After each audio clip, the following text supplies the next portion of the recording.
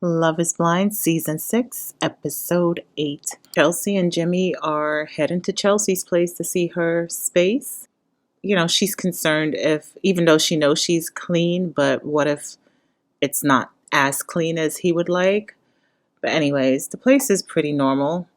Her roommate comes in and they pop a bottle. Then they go on to Jimmy's place. Jimmy's place, it's a studio, but it is very cute. It is almost perfect for a guy.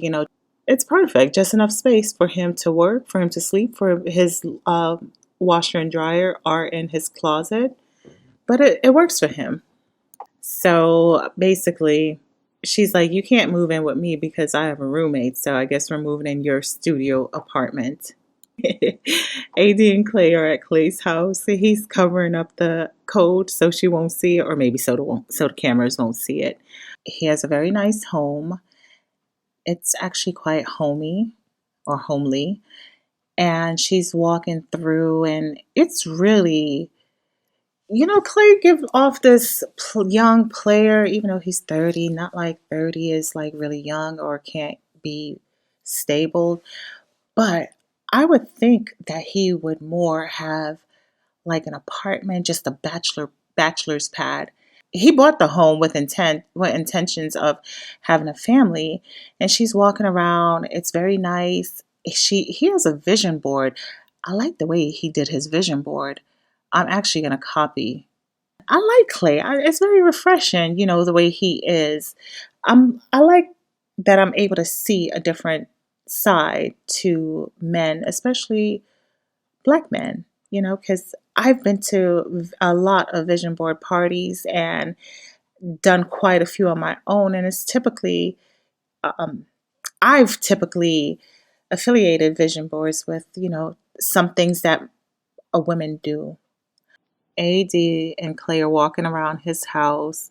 She's looking in his closet. He color coordinate his clothes. Nice. She likes his house. And she said it needs a woman touch, and she's glad that there's no women's touch in it. So he mentions, like, hey, I already have a mortgage. You can just move right in. They're talking, and she's like, you would really want me to move in? I can see myself living here. That's nice. I mean, I guess that's good. I have no comment about that. So Laura and Jeremy are visiting Jeremy's place. His home is so neat and so cute. This man is so tidy, and it shows his little robot vacuum just going. He has some gold utensils. She's going through the cupboards. She's like, should I be concerned? I guess because it's so, I guess she didn't expect for a man to have all of his cups and plates and silverware matching and neat and organized. But Jeremy, good job. Your house is nice. So she's still going through the kitchen. She opens the refrigerator. She's like, why is everything pushed to the front?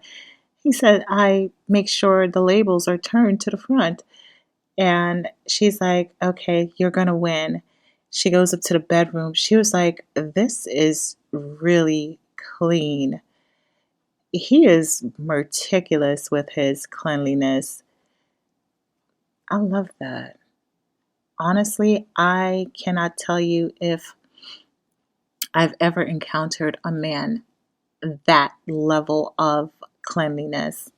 He shows her his sleep apnea machine. As she asked him how it works, he put it on. He's like, sexy, right? And she's like, I'll just make sure I go to sleep before you.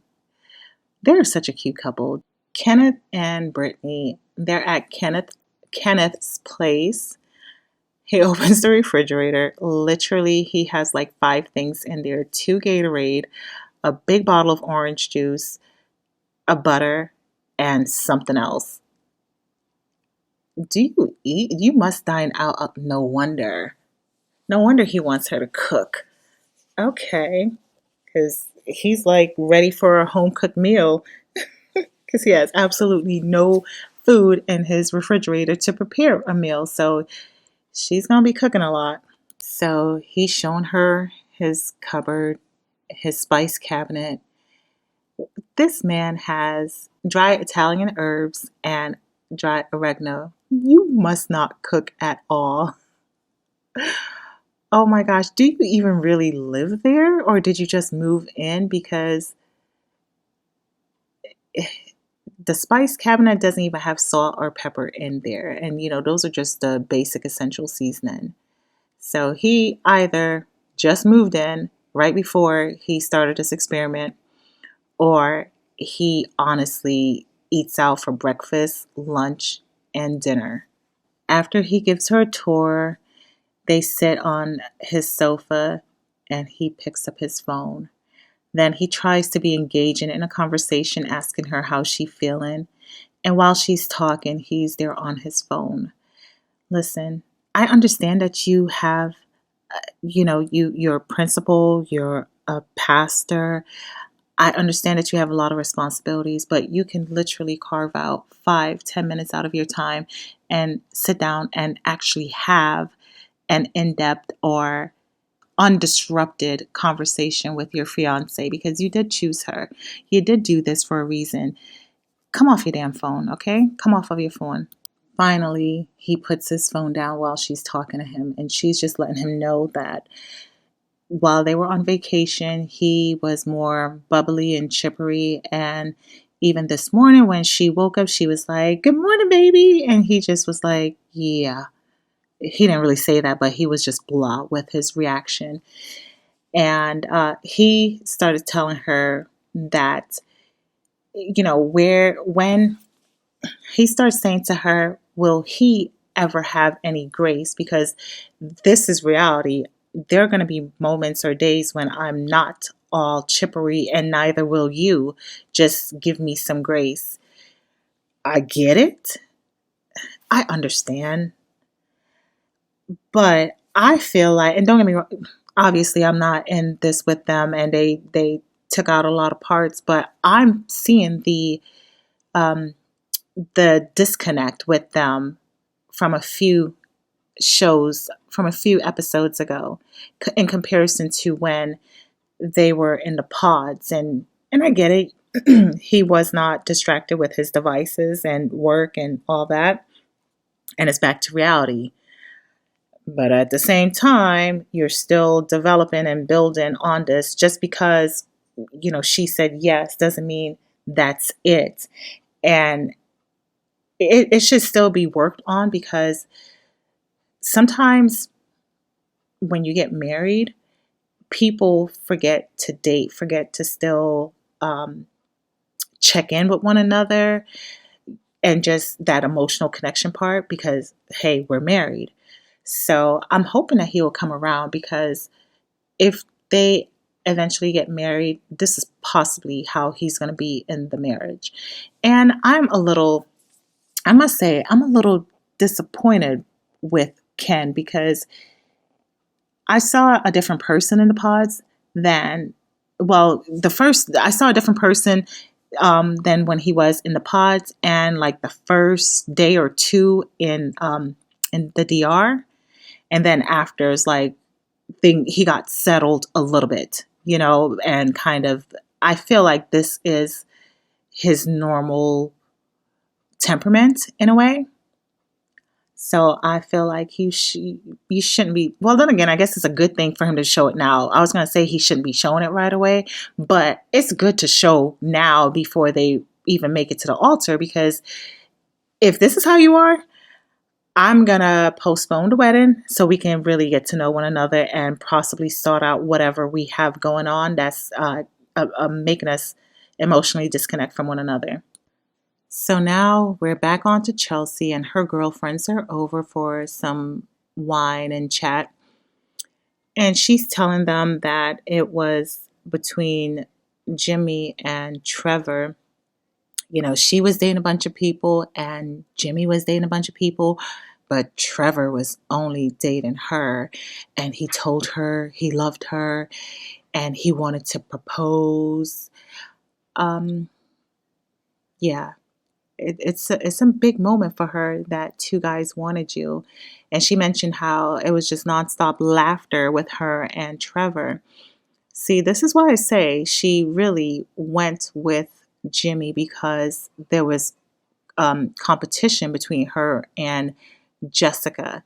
I know she feel like she won because the guy that the hot girl was obsessed with or in love with actually chose Chelsea, the not as hot as her, not as hot as the hot girl. Yeah, it was more of a competition for her with Jimmy than with Trevor. That's why she went the way she did with Jimmy. Chelsea's still chatting with her girls, and she mentioned how pretty much there's a disconnect between Jimmy and her right now. He hasn't kissed her once this morning, and he saw a picture of what Jessica looks like. So now she thinks he's in his head. Uh-huh, girl, because you lied. You lied to him and you influenced him to go towards you. She influenced him to go towards her. So now he's probably thinking, like, what the hell did I get myself into? Are you really who you say you are? Damn, I messed up. There's a lot that's going through his head. Her girls are asking her in her girls are asking her if they've done anything, but they don't want to make it seem raunchy because her mom might be watching this, but one of them did say his shoes is very big. So Chelsea went, we had a really good time. So they're all just giggling and whatever. I just feel like there's a sense of pretense, and maybe it's to just continue on with the show or to fool us. So Jimmy comes out to talk to her friends, and they're grilling him, they're asking him questions, and he's telling them that there was another girl that he was really, really feeling, and it ended poorly. You see, his heart was with Jessica.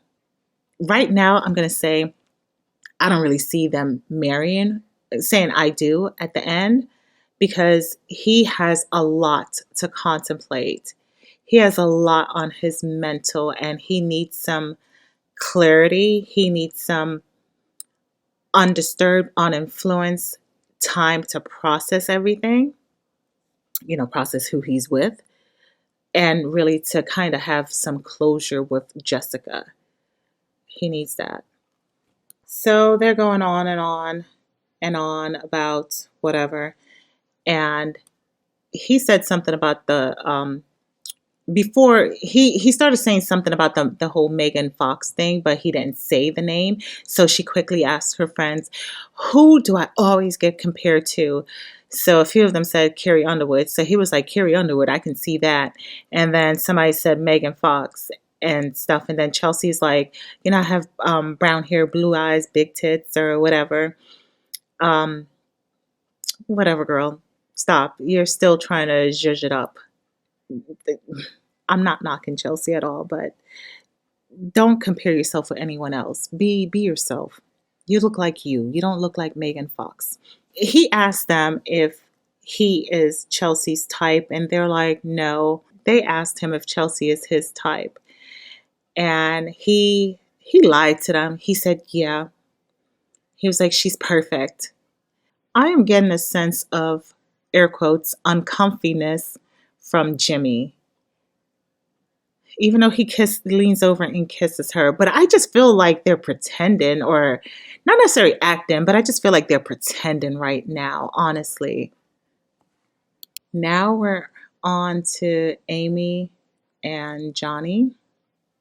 She's shown him her place, and they walk into her kitchen, and she has like a little waterfall thing that lights up, and there's crystals all around it. He asked her if she's a crystal girl. She's like, yeah. And then he kind of like just looks at her and pause. And then he starts saying something about, crystal girls, like he's never dated a crystal girl. I'm thinking probably, like I commented before, oh, you're a little witchy. She says, I love my crystals and there's nothing wrong with it. So they're just laughing, and she's still showing him family photos. So Amy is unpacking her suitcase, and she puts her suitcase on her bed, and Johnny's sitting down and they're talking about getting a house soon as possible. That is a priority of theirs. And he's like, I also want to retire early, so do you mind scaling back on some stuff? She's like, I think I can get there, but I really just, I've been used to kind of living in the moment, but we'll offset each other because I feel like you need to live in the moment as well. But then again, you're frugal and you can balance me out. These men are coming off a little bit more responsible. I like that about them because they're really family planning and thinking ahead. They're talking about children. Some of them have their own home. Some of them want a home. And I like it. I like the conversations. I understand why Johnny is speaking the way he's speaking. He's saying that he wants to make sure he is financially secure before he even brings a child into this world because of his upbringing. Yeah, I respect that a lot because kids are so darn expensive. They are so expensive and they are just really expensive, okay? So he is really terrified of accidentally getting anyone pregnant before he is financially responsible. They bring up the birth control topic.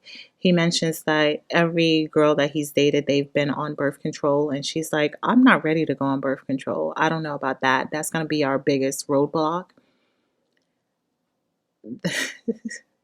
What happened to condoms? Just put on a condom, dude. Just put on a condom because it's so much easier to just slip on a condom. Yes, I know condoms break and all that, but just protect yourself right now and use a condom. I'm not saying for them to have sex right now, but don't be so terrified. Just make sure you protect yourself.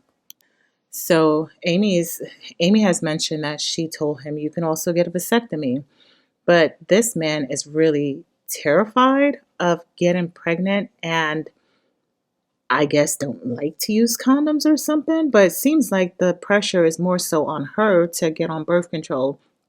She's never been on birth control. She gets infusions. She's super anemic. I hope she doesn't feel as if she has to get on birth control to keep him because this is going to really make or break whether they get married or not. It's not just up to you, Amy. It's up to him too. There are things that he can do to prevent from accidentally getting you pregnant. So, and I feel as if he's so adamant about not wanting a kid right now until he's financially stable, he should really do something about himself rather than putting the pressure on another woman to go get birth control. Now we're back to Brittany and Kenneth. He's having his box food. They're in the kitchen, they're talking, he's eating. And she's like, let's talk about you coming home late at night or late last night. And you waking me up at 1:30 in the morning knowing that I have to get up at 5 a.m. Please do not bother me when I'm sleeping. I think that is so disrespectful. Not everyone can just fall asleep just like that. So, me personally, it's hard for me to take naps. It's hard for me to really get my mind settled at night to go to bed at a decent hour. So, when I am sleeping, please do not bother me. Have some respect. And for him to come home and turn on all the lights and even tap her, wake her up, that's rude.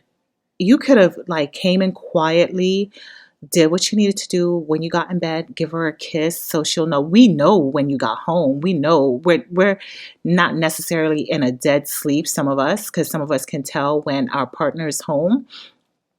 And then she starts speaking about him coming home late at night. And he's there answering her with food in his mouth. Like, dude, you can chew, take a couple more chews and swallow before you start talking because it's really not that important for you to talk with food in your mouth. That's one of my pet peeves. So he's telling her that he don't want her to let that deter her from him because he was in contact with her with each stop. He went to go get his hair braided. He went to, I don't know if he went to see a mentor or if he went to do some mentoring, Um, I my mind is starting to change from Kenneth, honestly. I feel like he is set in his ways and he is really not about to change or compromise. I feel like this is who I am and you're going to deal with it. When he brought her to his apartment and they were on his couch talking, he did get a little attitude-ish with her, and I just peeped that. It was for a little moment, but I saw another side to Kenneth, and I'm seeing it even more. Yes, I know you're busy. We're all busy, but courtesy and respect is is up there. It's very important. So Brittany is telling Kenneth that there's pretty much a lack of intimacy, and he's like, for you, not for me. And she's trying to explain to him how he has changed because he was one way when he was in the pods, and now he's different. There's no desire. Kenneth, to me, is behaving as if he's already married. They said to always date while you're married, right? And they have not even gotten to the altar yet.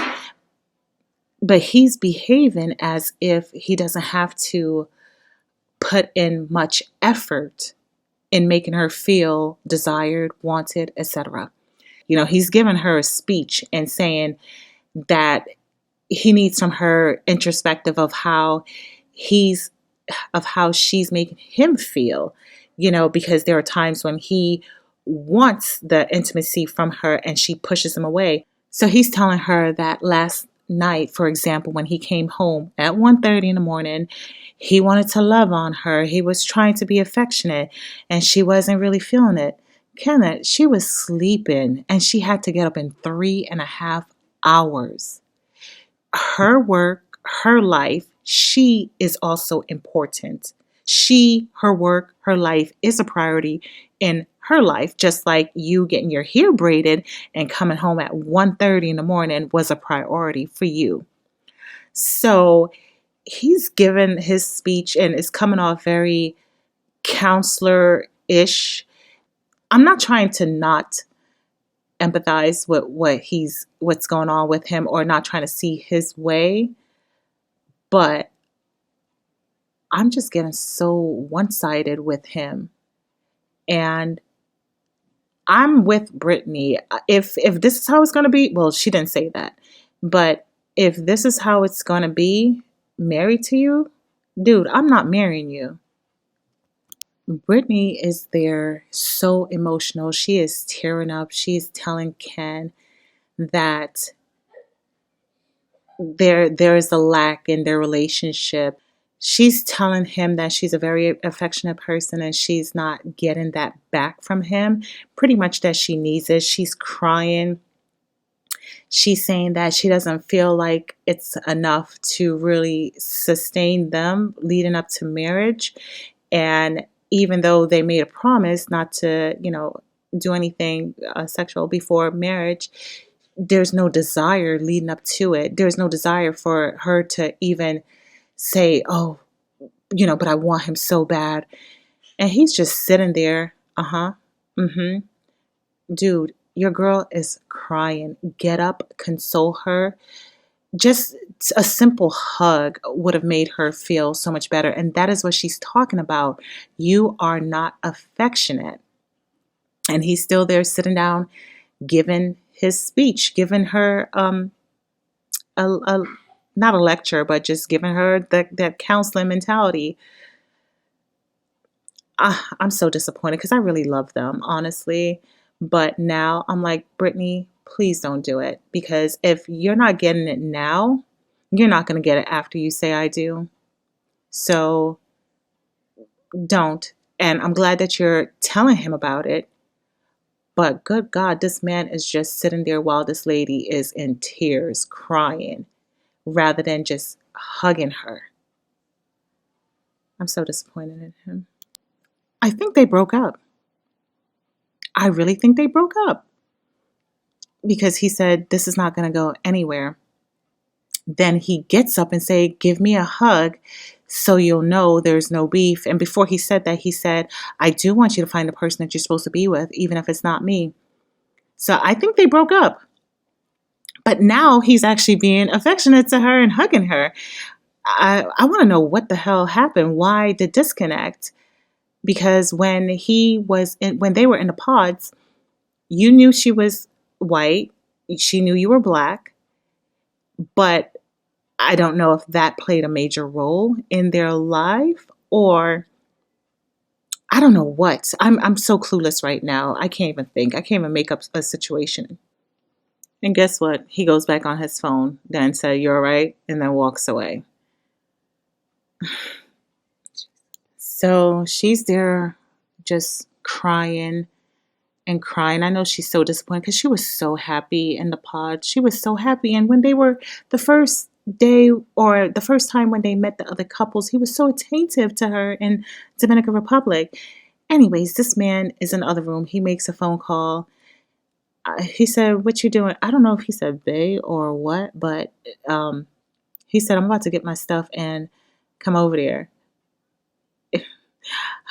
I felt like he was on the phone with a girl.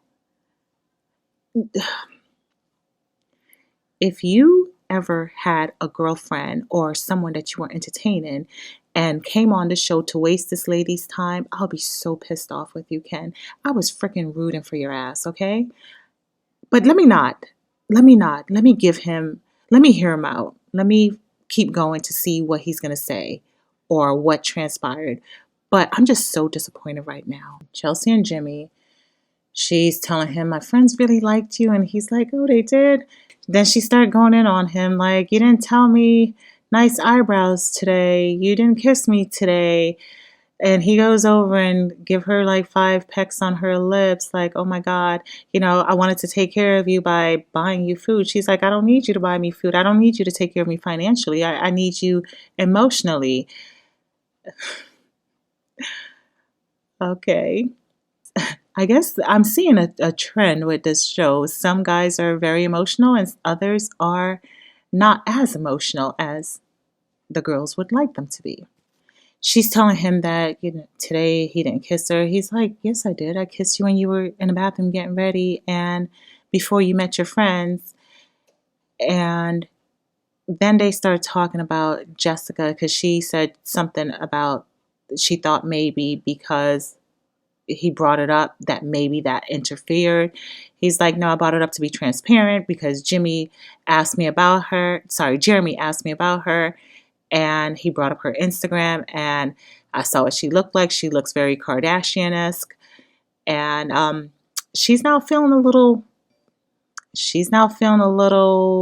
intimidated, like he's not physically attracted. Well, she's always felt that he's not physically attracted to her.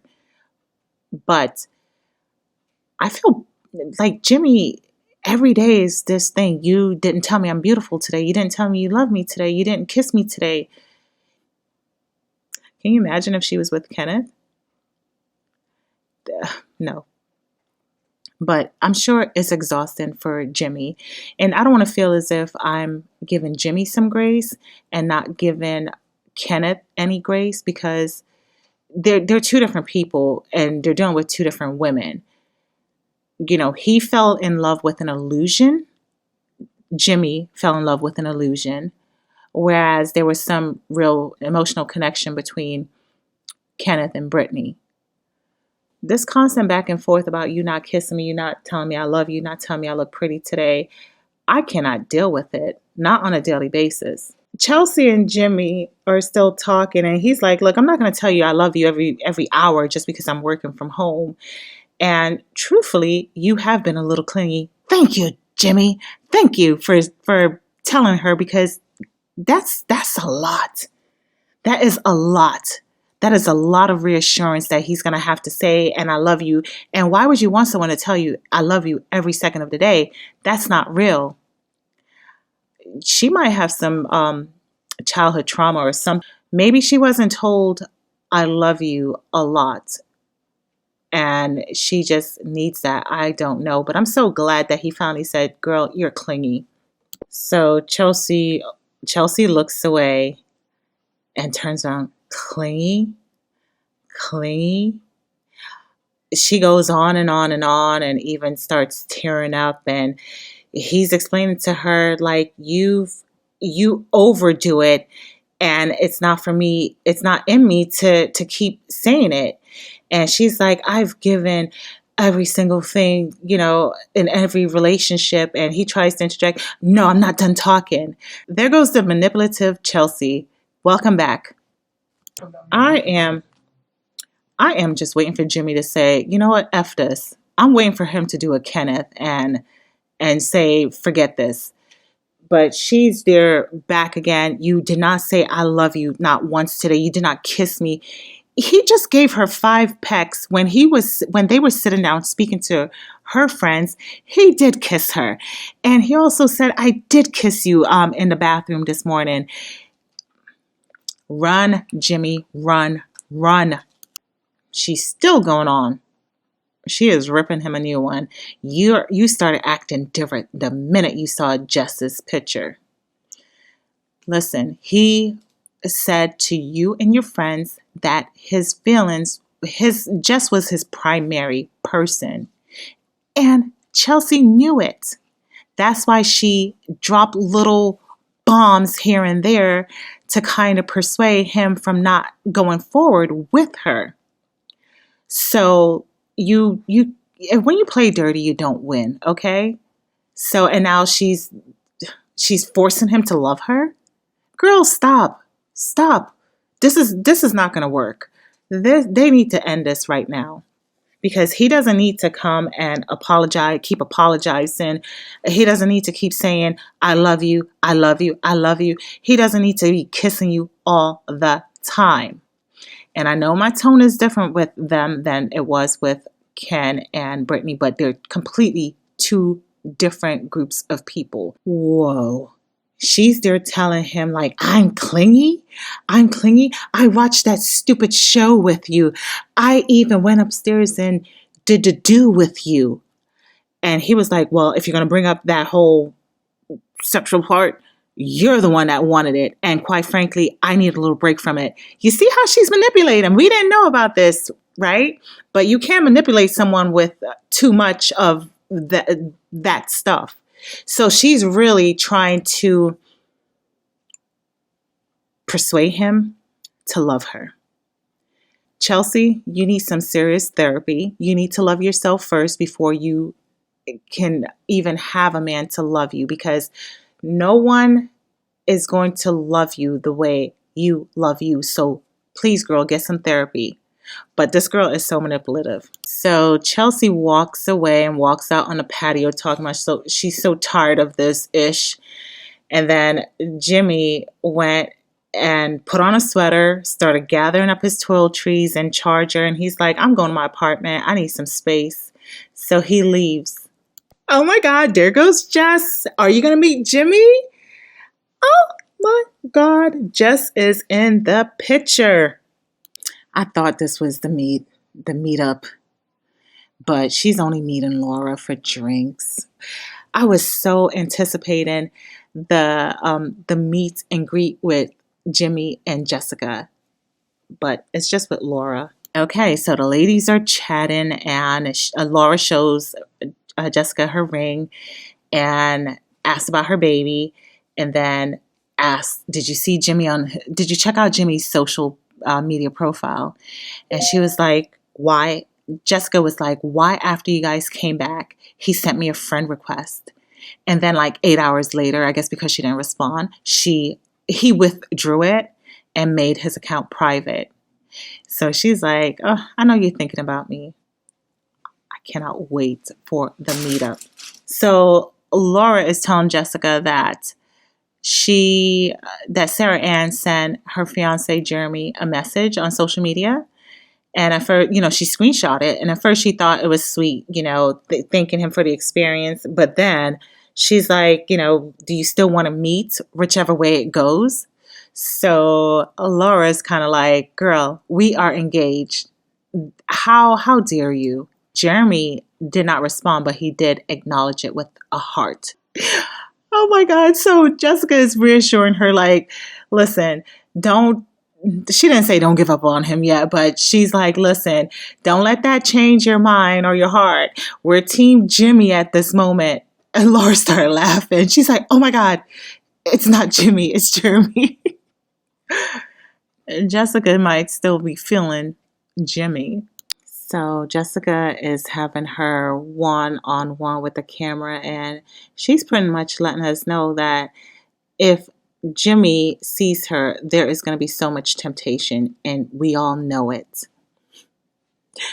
And this is why Chelsea didn't like you, girl. But I get it. We do know it. We do agree. I do agree. And that's how it ends.